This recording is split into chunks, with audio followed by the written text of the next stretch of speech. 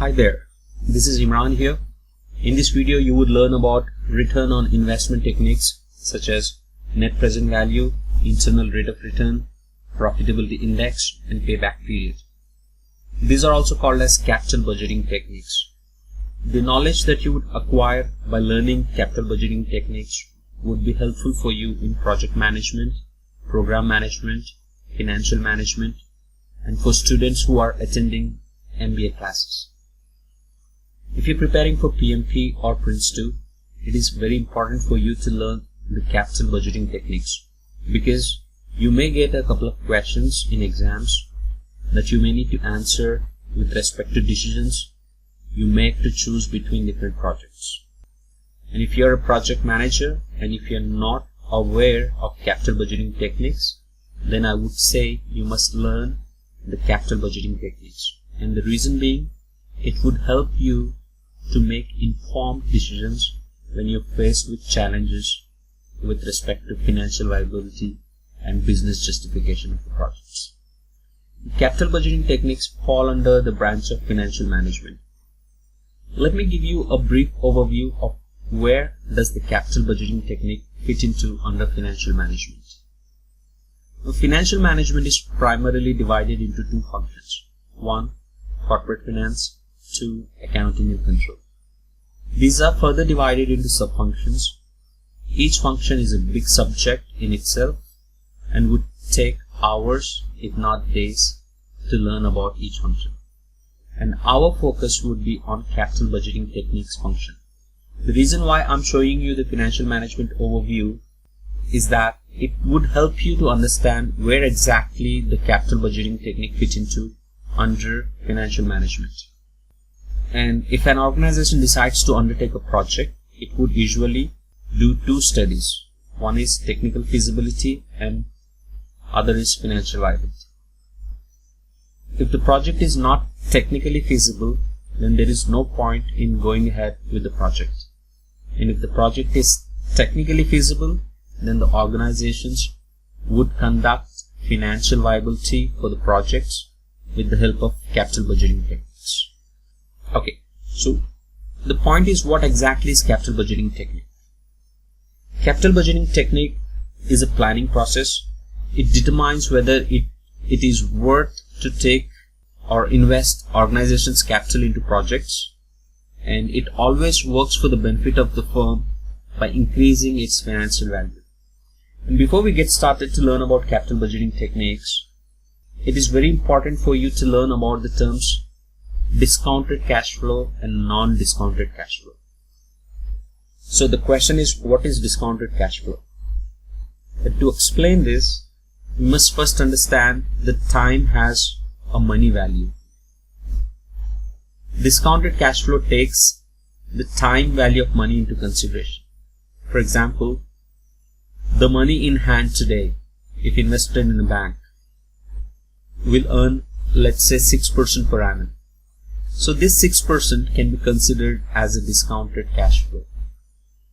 And you need to remember one thing. It's not only about the interest rate. It could also be the rate of return that an organization gets back if it invests the money in a business, which could earn more than the interest rate. And let's say 8% rate of return is what we are getting by investing the capital in a business. Then this 8% rate of return should be considered as a discounted cash flow. And this discounted cash flow is also called as opportunity cost of capital, or sometimes it is just referred as cost of capital. And now let's move on to non-discounted cash flow. Now this is simple. It does not take time value of money into consideration. So therefore the interest or the rate of return is not taken into consideration. Now let's see what is opportunity cost of capital. What is opportunity cost of capital? Opportunity cost of capital is something that you would give up in order to get something else. Now, let me ask you this question. Now, what do you think is the opportunity cost for me for making this video? If I'm not making this video for you, then I would be spending this time going out with my friends, or I would be spending time with my 1.5-year kids. So the opportunity cost of making this video is the time lost spending with my kid or with my friends. And it applies to everyone, even you watching this video. If you're not watching this video, then you would be doing something else. And the opportunity cost for you would be that something else. And then the big question comes, why do people let go the opportunity cost? The reason is because people think rationally, meaning you weigh the pros and cons of all mutually exclusive alternatives available. You would choose the best alternative available at that point in time because people expect to achieve greater benefits choosing one alternative over the other mutually exclusive alternative. Discounted cash flow is nothing but the opportunity cost of capital. So when I say discounted cash flow, it also means that I'm referring to the opportunity cost of capital, or just say cost of capital. Now let's look at these capital budgeting methods. Net present value, internal rate of return, profitability index. Now these capital budgeting techniques would always consider the discounted cash flow. Without taking into consideration the opportunity cost of capital or the discounted cash flow, we cannot calculate the net present value or internal rate of return or profitability index. However, for payback period, the opportunity cost of capital is an optional. Mostly when calculating payback period, the discounted cash flow is not considered. Now let's look at the future value, present value, and let's understand the relationship between future value of money and present value of money. For example, let's say you have $100 in hand today. Then what would be the future value of that $100 after 1 year?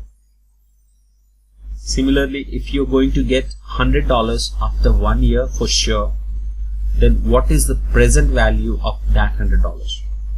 Now we should be able to calculate the future value or the present value if one of the two information is available to us. Now we can calculate using the formula FV is equal to PV multiplied by 1 plus K whole power N. K in this formula is the discount rate. In other words, it is also the opportunity cost, and N is the number of years. Now let's look at calculating the future value and present value with some examples. Let's first look at calculating the future value. If you have $100 and if you invest that money in a bank today, and bank promised you to give you 8% per annum interest, what would be the future value of that $100 after first year, 5th year and 15th year? Now here $100 is the present value of the capital, and 8% is the opportunity cost of capital. Now 8% means 8 by 100, that is equal to 0.08, and 1 plus K here is 1 plus 0.08, that is 1.08. Now you can see this on the screen here, 1 plus K value, K value and present value. Now let's use the formula and calculate the future value amounts. Now that we know the present value, 1 plus K value and the N value, it's easy to calculate the future value. Future value after 1 year is $100 multiplied by 1.08 to the power of 1, and that gives you $108. And future value after 5 years is $100 multiplied by 1.08 to the power of 5, and if you do the calculations, it would give you $146. And similarly, we can calculate the future value of $100 for any period of time using the formula. It could be for 15 years or any number of years, and for 15 years we are getting the value as $317. Now I would request you, after you watch this video, come back to the video again, pause the video on the screen, take a pen and paper in hand and do the calculations. Now this would help you to get prepared for the examinations, and do this for all the examples in this video that I show for calculations. Now let's look at how to calculate the present value. Let's say you have three scenarios where you're going to get $100 after 1 year, 5 years and 15 years. Then what would be the value of $100 today? Now we have the formula through which we can calculate the future value. We would use the same formula to calculate the present value. The formula is present value is equal to future value divided by 1 plus k to the power of n.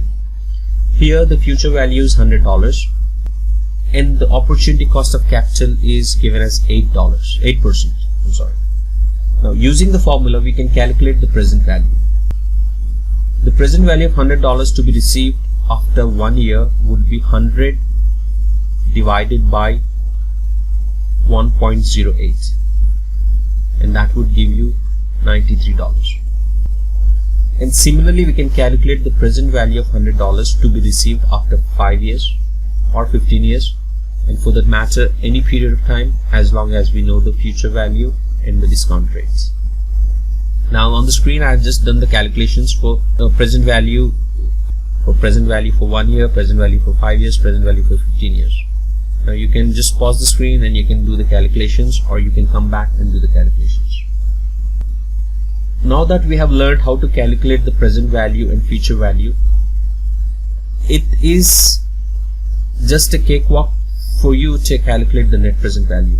And before we learn how to calculate the net present value, let's look at the few important points that we need to keep in mind and remember in order to calculate the net present value. Net present value is determined by subtracting present value of all cash outflows from the present value of all cash inflows. Meaning you would need to take into consideration all the cash inflows for a project and calculate their present value, and we need to sum up all the present values, and from the sum of all present values you would need to subtract the cash outflows, and that would give you the net present value. I know you're confused a little bit here, but do not worry, this would become clear when we look at an example in the next coming slides. And this is very important to remember. Once we calculate the net present value, it should always be positive for the project to be accepted. If the net present value is negative, that means the project is not financially viable. Now let's get into the nitty-gritty of calculating the net present value. Here is an example. A sum of $400,000 is invested in an IT project, and below we have the cash inflows for the project up to a period of 5 years, and the opportunity cost of capital is given as 8%. All we need to do is calculate the net present value, and basis the net present value decide if the project is worth undertaking or do we need to reject the project. See, in this example the $400,000 is spent outright initially, so it is called a cash outflow. And coming to the revenue from the project, at the end of first year the project generates $70,000, and at the end of second year the project generates $120,000, and at the end of third year it generates $140,000, and for fourth year it generates $140,000, and at the end of fifth year it generates $40,000. Now that we know how to calculate the present value, we need to calculate the present value for year 1, that is for $70,000, and for year 2, that is $120,000, and for year 3, $140,000, and year 4, again $140,000, and for year 5, $40,000. Now once we get the present value for the year 1, 2, 3, 4, 5, we need to sum them up and subtract the $400,000, and that gives us the net present value information. And if the net present value is positive, we should accept the project, and if it is negative, we should reject the project. Now, I have done the calculations here. I got all the present value details for all the years, and when I sum them up, I got the total value of all cash inflows as $408,000 $959. And for us to calculate the net present value, we have to subtract the cash outflows from the cash inflows. Remember, the cash outflows for this example was $400,000 that was spent initially. So that becomes cash outflow. Now that we have the cash inflow for all the cash inflow of all present values, which is $408,959, we need to subtract $400,000 from this amount, and that would give us $8,959. And since this net present value is positive, this project can be accepted. Okay, now let's look at another example. The same example, I would say, what we've done is we've just changed the opportunity cost of the capital from 8% to 15%. Now this was 8% in the previous example, and this is 15% in this example. And let's see if the project is still financially viable. Amount remains the same, the time period remains the same, it's only just the opportunity cost that has changed from 8% per annum to 15% per annum. Now let's look if this project is still financially viable or not. I've done the calculations on the screen. We know the formula for present value. Now using the present value formula, we would calculate the present value for year 1, year 2, year 3, year 4 and year 5. That gives us these values here on the screen. Now if I sum them up, I get $343,591, and the cash outflow which we have done initially is $400,000. Now if I subtract $400,000 from $343,591, I get the net present value as minus $56,408. Now the net present value has become negative here, so we should not accept this project because this project is not financially viable. Now look at the note on this page below. Though we have the same inflow and outflow of cash when compared to the previous example, the net present value has changed from positive to negative when the opportunity cost of capital has increased from 8% to 15%. Now what does this say? They say that net present value is very much dependent on the discount rate or the opportunity cost of capital. Now with this example we complete the net present value, and now let's move on to the internal rate of return calculations. Now generally speaking, the higher the project's internal rate of return, the better, and it's more desirable to undertake the project. Internal rate of return is the calculations by which we would be able to tell how much rate of return are we getting from the project. So higher the internal rate of return, the better for the project. IRR, which is also called as internal rate of return, can also be used to rank projects. Now IRR is nothing but the discount rate at which the net present value becomes zero. Now I'll make it clear in a moment. Now, let's say you have to choose between two projects where the net present value of two projects is same, and you're asked to choose one of the projects. Then you would need to choose the project which has the higher internal rate of return. Now you may get a couple of questions in exams asking you to choose between two different projects. They may give you the net present value details, internal rate of return details, and they would ask you to choose one project among the two projects. Then you would need to choose the project which has highest internal rate of return. And remember this point, the project's internal rate of return should be greater than the opportunity cost. If the project's internal rate of return is greater than opportunity cost, you should always accept the project. And if the project's internal rate of return is less than the opportunity cost, you should reject the project. Because if the internal rate of return is less than the opportunity cost, the project is not financially viable, and it is better to invest the money in a different project where we have a better internal rate of return. Now let's look at the relationship between internal rate of return, opportunity cost, and the net present value. If IRR is greater than the opportunity cost, then the net present value will always be positive.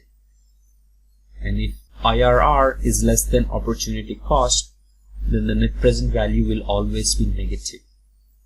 As said earlier, as long as the net present value is positive, the project is financially viable. And the moment the net present value goes to negative, the project is not financially viable. Alright, now let's see an example and calculate the internal rate of return for a project. The project, let's say the project cost is $1,000 and the time span is 5 years.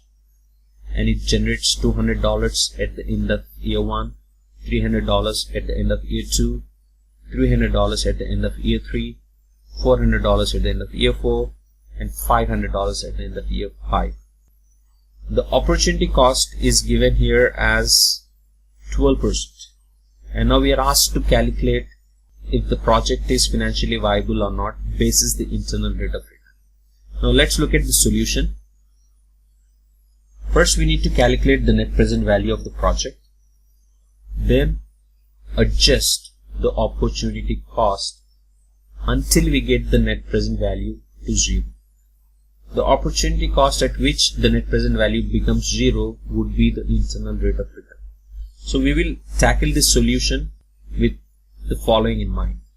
If the NPV is positive, that means at 12% opportunity cost, the net present value is positive. So we need to increase the opportunity cost above 12% and see where does the net present value become 0. Once we find out the rate at which the net present value becomes 0, we need to consider that rate as internal rate of return. Now I would show you how the calculations are done.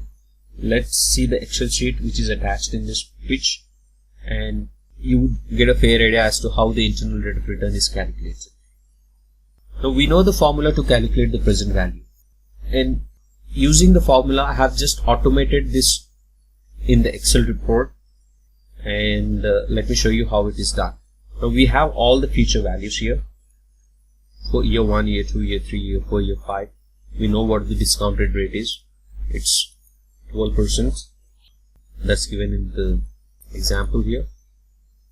I have calculated the present value for year 1, year 2, year 3, year 4 and year 5. Now I got cash inflow for all present values as $1,169. I know the cash outflow is $1,000. So I calculated the net present value, which is $169.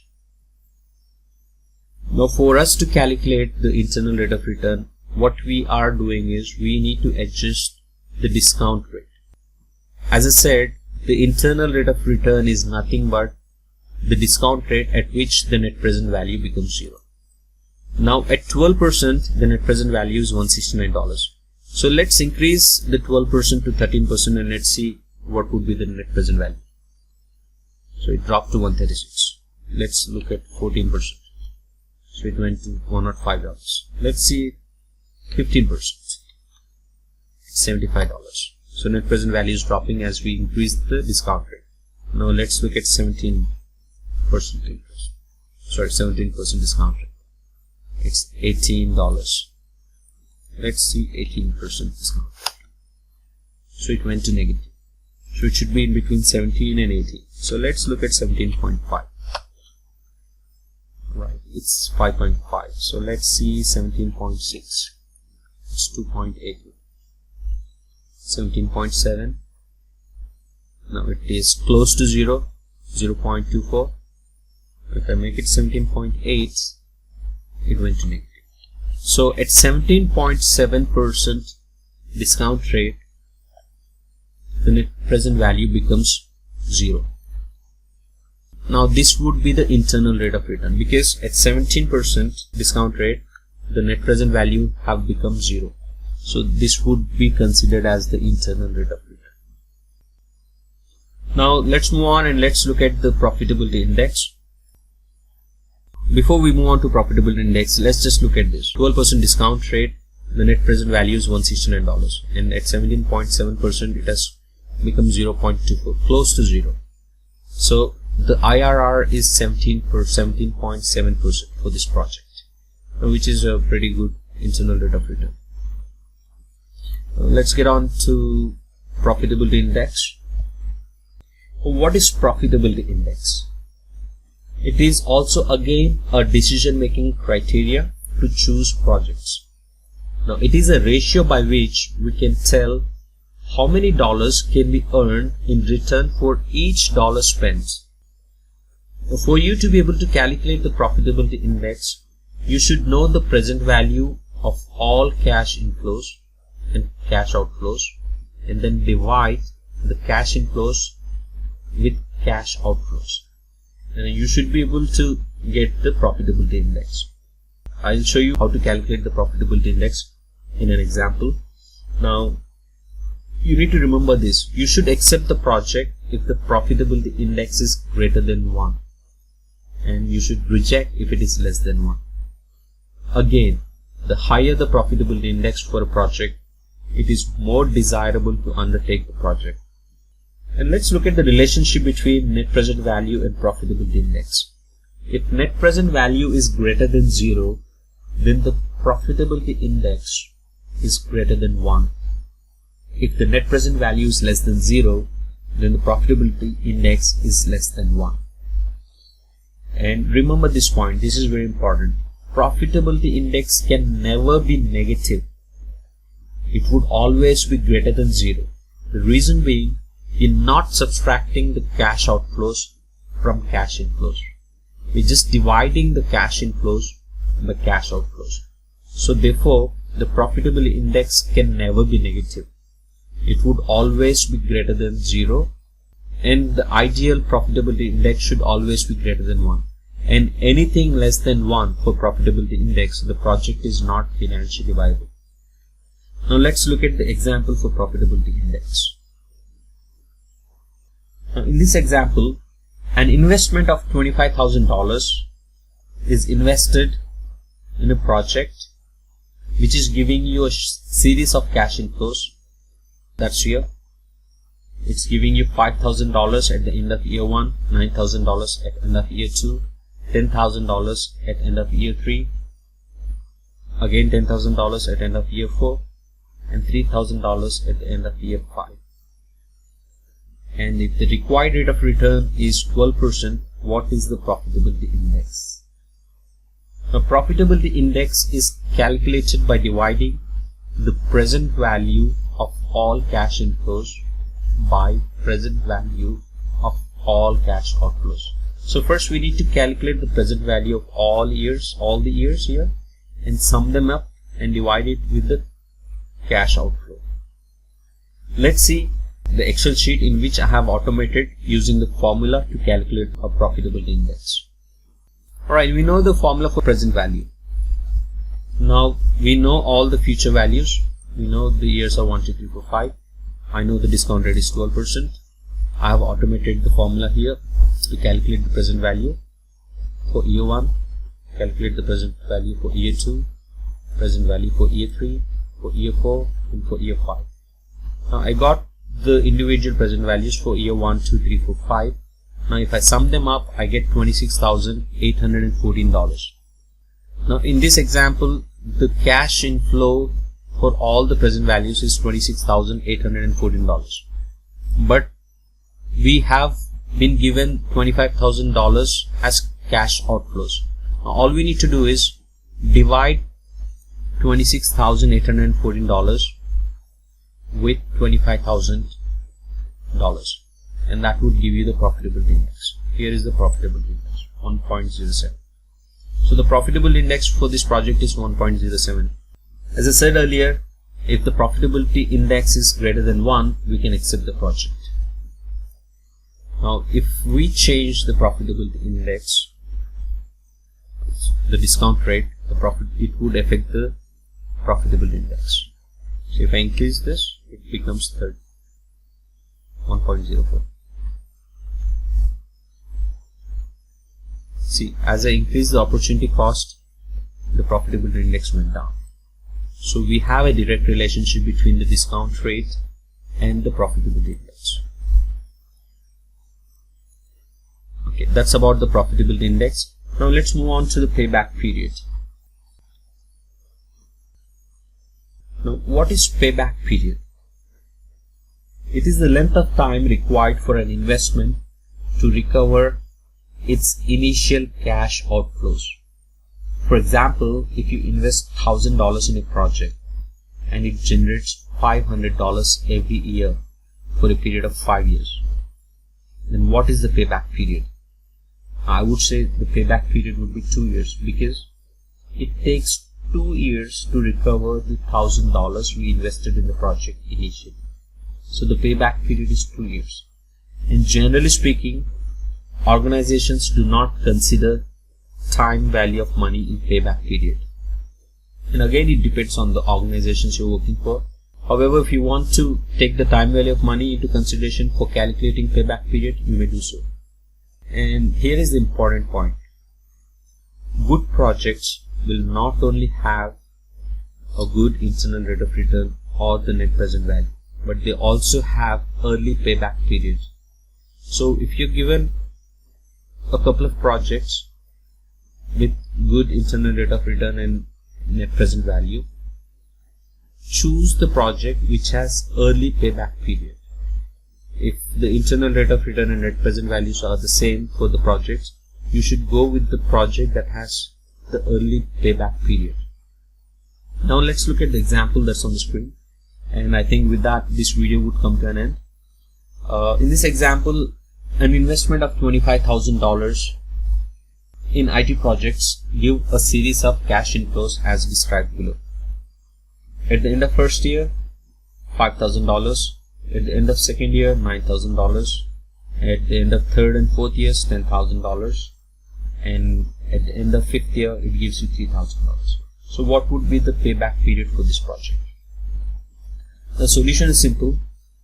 We need to calculate the time it takes to earn $25,000. Since we are not given the discount rate, we need to just calculate the payback period without considering the opportunity cost. So at the end of first year, we got $5,000. And at the end of second year, we got $9,000. So the total amount we got at the end of second year is $14,000. It's just the cumulative of all the revenue that we get at the end of the years. Okay, so at the end of third year, it becomes $24,000. Since we need to get back to $25,000, let's see, if I calculate this, the cumulative of 4 years, it would become $34,000. Since we are concentrating only on $25,000, let's break the fourth year revenue into month-wise revenue. And that would be 10,000 divided by 12, and that is $833 per month. So for 3 years, 1 month, we would earn about $24,000 plus $833, and that would be $24,833, close to $25,000. And in 3 years, 2 months time, we would earn about $25,666. So we can say that the payback period is in between 3 years, 1 month and 3 years, 2 months for this project. Okay, so that's about the payback period. Payback period is easy to calculate. All we just need to do is just calculate the amount at what period of time we would be able to recover the initial investments. Alright, so let's have a quick recap. In this video, we learned about the capital budgeting techniques. We learned what is discounted cash flow and non-discounted cash flow. We learned how to calculate future value, present value. We learned how to calculate the net present value, internal rate of return, payback period, and profitability index. And with this, we end this video tutorial. If you find this tutorial informative, please subscribe and comment.